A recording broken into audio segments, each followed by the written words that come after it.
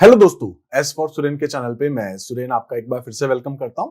दोस्तों, आज class 10th के आईटी में हम लोग बात कर रहे हैं अपने सब्जेक्ट स्पेसिफिक स्किल्स के एक और नए यूनिट के एडवांस पार्ट को।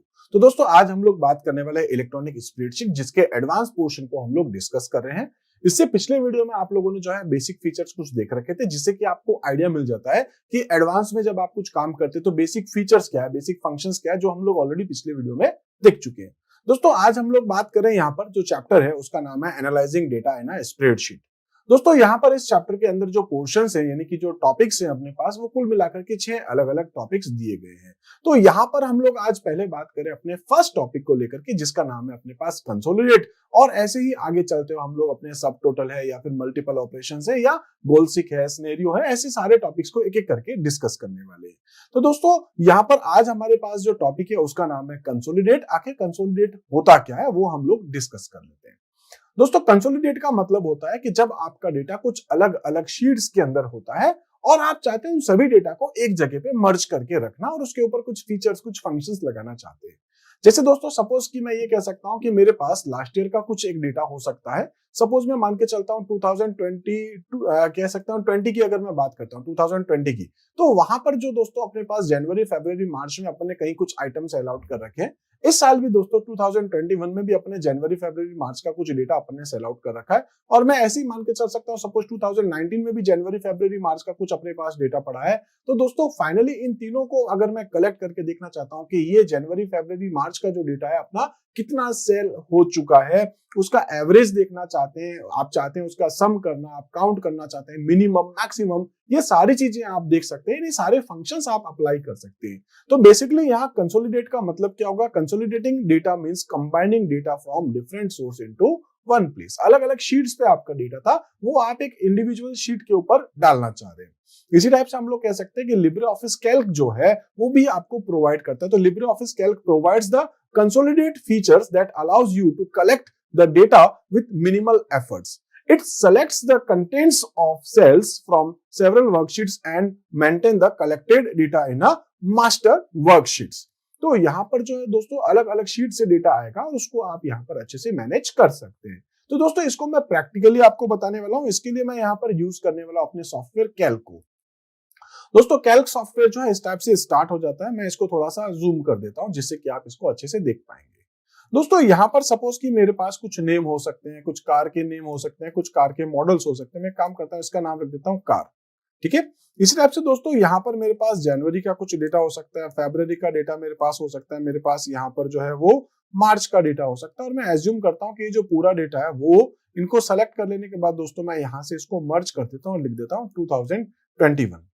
आप 21 ले सकते हैं, 20 का भी लेंगे, 19 का भी लेंगे। तो इस टाइप से दोस्तों मैं इसको ले लेता हूँ। सपोज दोस्तों मेरे पास एक कार का मॉडल है ए, इसी टाइप से कार का मॉडल है बी, एक कार का मॉडल है मेरे पास सी, एक कार का मॉडल है डी, एक कार का मॉडल है ई। मैं इतना ही डेटा ले लेता हूँ। जनवरी के अंदर दोस्तों मेरे पास जो ये कार का जो मॉडल है वो कितना कुछ बिका था, तो मुझे ये कुछ लेना है। तो इसके लिए मैं क्या करता हूँ दोस्तों, पहले इसको सेलेक्ट कर लेता हूँ और उसके बाद मैं यहाँ से इसके ऊपर अप्लाई कर देता हूँ बॉर्डर, जिससे कि आप ये अच्छे से देख पाएंगे। इसी तरीके से दोस्तों ये जो डेटा है, क्योंकि यही डेटा मुझे एक और शीट के ऊपर चाहिएगा, मैं इस शीट के ऊपर भी पेस्ट कर देता हूँ। एक और प्लस बटन पे क्लिक करके इस पे भी अप्लाई कर देता हूँ। दोस्तों, जो शीट 1 है इसका मैं नाम चेंज कर देता हूँ और यहाँ पर जो है नाम रख देता हूँ इसका सपोज की 19। ठीक है। यहाँ पर मैं इसको जाकर के चेंज कर देता हूँ 2019 इस टाइप से। इसके बाद दोस्तों मैं यहाँ दूसरी शीट पे जाऊंगा, इसका नाम चेंज कर देता हूँ, मैं लिख देता हूँ 2020। ठीक है। तो यहाँ पर भी जो ऊपर जो लिख रखा है उसको कर देता हूँ मैं 20। और ऐसे ही दोस्तों ये जो नेक्स्ट आपके पास है, जो अपने पास 2021 का डेटा है, तो मैं लिख देता हूँ यहाँ पर 2021 इस टाइप से। अब देखिए हो क्या रहा है, जैसे मैं एज्यूम कर सकता हूँ 19 के अंदर जो कार का मॉडल ए है वो अपने पास इतने कुछ पीस जो है वो बिके हैं, 20 है, ये 30 है, ये 50 है, ये 64, ऐसे कुछ आइटम थे जो आपने यहाँ पर सेल आउट कर रखे हैं। इसी तरीके से दोस्तों यहाँ पर अपने पास कुछ डेटा था, मैंने यहाँ कुछ डेटा की एंट्री कर दी है। ऐसे ही मार्च के अंदर भी अपने जो है वो कुछ इस टाइप से कुछ डेटा सेल आउट किया है। अब देखिए ये बात हो गई अपने 19 की। इसी टाइप से अपन यहाँ पर चल सकते हैं। नेक्स्ट आपके पास है 20 में। तो 20 में दोस्तों ये अपन ने जो है सेल आउट किया है 40 पीस, ये 51 जो भी अपन यहाँ पर डाल देते हैं। तो ऐसे मैं यहाँ पर कुछ एज्यूम कर सकता हूँ, अलग अलग वैल्यूज है, ताकि आप इसको और अच्छे से समझ पाएंगे। तो दोस्तों इस तरीके से मैंने यहाँ पर जो है वो जनवरी, फरवरी और मार्च का जो डेटा है वो स्टोर कर लिया है। इसी टाइप से दोस्तों अगर अपन देखें 2021 में भी अपने पास कुछ डेटा था, सपोज कि इसको मैं 60 मान लेता हूँ, और इस तरीके से यहाँ पर अपने ये कुछ जो है आइटम या ये जो मॉडल्स हैं वो इतने पीसेस अपने सेल आउट कर रखे हैं। तो दोस्तों मैं यहाँ पर ये देखना चाहूंगा कि ये जो अलग अलग सेल्स हैं आपके पास जहां अपने कुछ डेटा डाल रहे हैं हम लोग, इस डेटा के ऊपर दोस्तों हम लोग चाहते हैं कुछ कैलकुलेशंस अप्लाई करना। तो देखिए यहाँ पर 2019 है, इस 19 के अंदर जो आप डेटा देख रहे हैं, जैसे मैं इसका बैकग्राउंड कलर ये कुछ कर देता हूँ। इसी टाइप से 20 का जो बैकग्राउंड है दोस्तों, इसका मैं बैकग्राउंड कुछ और ले लेता हूँ, सपोज ये वाला। और इसी तरीके से अपन 21 में जब आएंगे तो दोस्तों यहाँ का जो बैकग्राउंड कलर है वो मैं कुछ और चेंज कर लेता हूँ, सपोज कि ये इस टाइप से। ठीक है, अभी देखिए 19 का डेटा ये रहा, 20 का ये रहा, 21 का डेटा ये रहा, और दोस्तों मैं चाहता हूँ इसको कंबाइन करना है किसी एक और शीट के ऊपर। तो मैं यहाँ पर एक और नई शीट ले लेता हूँ। अब इसके ऊपर मैं काम करूंगा कंसोलिडेट के लिए, तो कंसोलिडेट, ठीक है, आप यहाँ इसका नाम कुछ भी रख सकते हैं, मैंने नाम रख दिया कंसोलिडेटेड डेटा। अब दोस्तों इस पे करना क्या है, तो देखिए आपके पास दो तरीके हैं। जैसे एक तो आपकी बुक में जो मेंशन किया गया है उसमें है कि आप सिर्फ डेटा को सेलेक्ट कर लें। मैं यहाँ पर आपको बताने वाला हूँ डेटा के साथ साथ आप पूरी रेंज को, हेडर को भी यहाँ पर यूज कर सकते हैं। तो दोस्तों मैं यहाँ पर इस तरीके से इसको कर सकता हूँ, जैसे कि सपोज कि ये जो डेटा था आपके पास, ठीक है, मैं यहाँ से कुछ कंटेंट को डालना चाह रहा हूँ।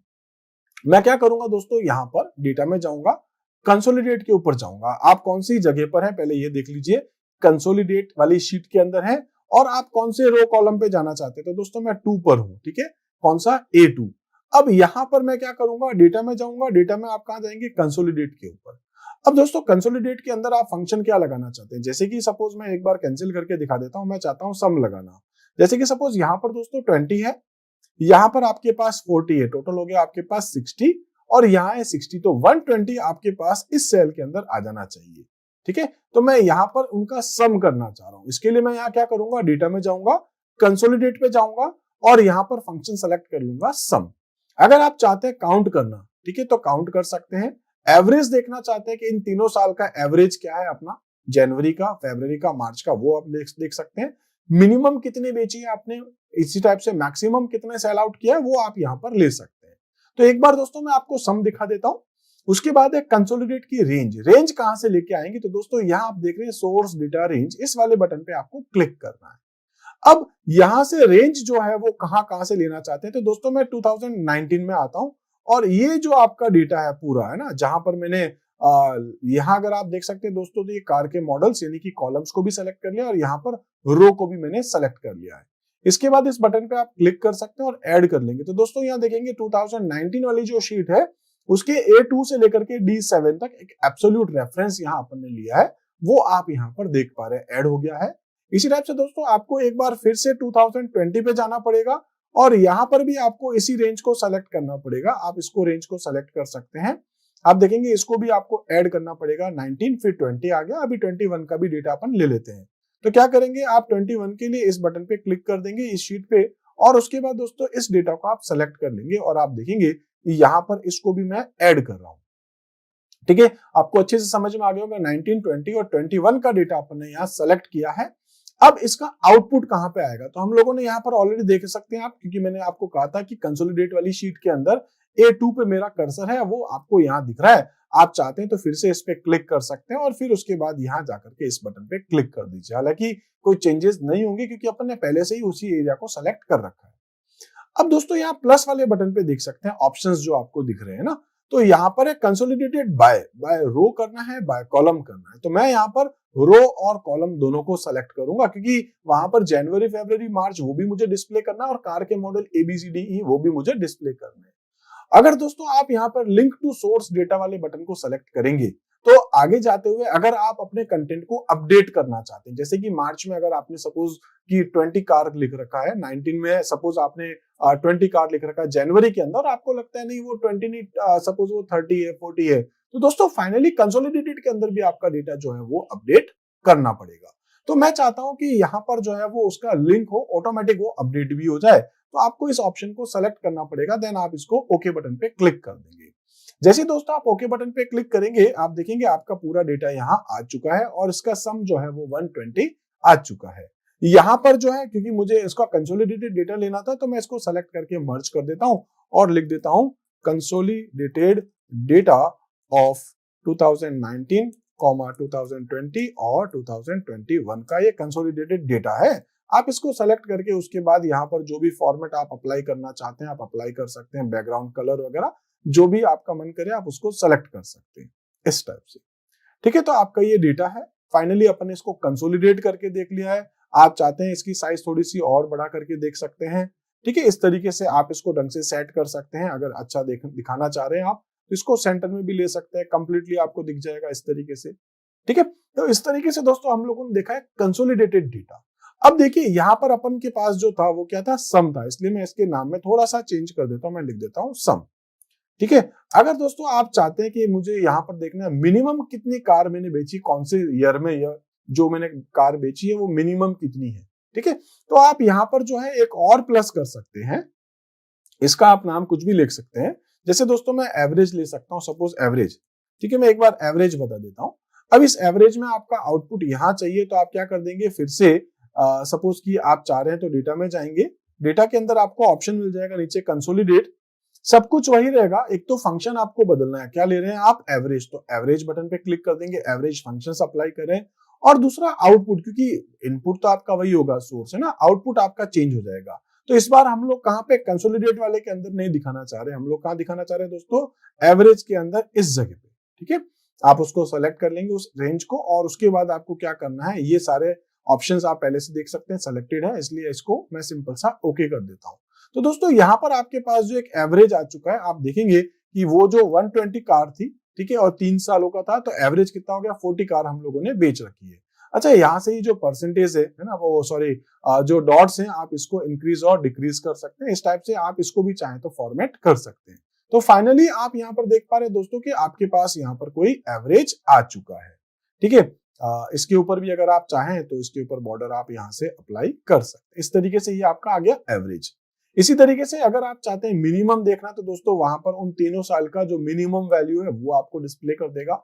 मैक्स पे कर दोगे मैक्सिमम वैल्यू दिखा देगा। काउंट पे कितने साल है, 3 साल का है तो वो आपको 333 दिखाएगा। सपोज किसी में आपने बेची ही नहीं है तो फिर वहां पर 2 दिखा देगा। ठीक है, तो इस तरीके से आपने जो देखा है कि कैसे हम लोग अपने डेटा को कंसोलिडेट कर सकते हैं। तो इस तरीके से दोस्तों आज हम लोगों ने देखा है कंसोलिडेट। मिलते हैं अपने अगले वीडियो में जिसमें हम लोग एक और नए टॉपिक को डिस्कस करेंगे। तब तक के लिए दोस्तों आप मेरे साथ जुड़े रहिए। Thank you.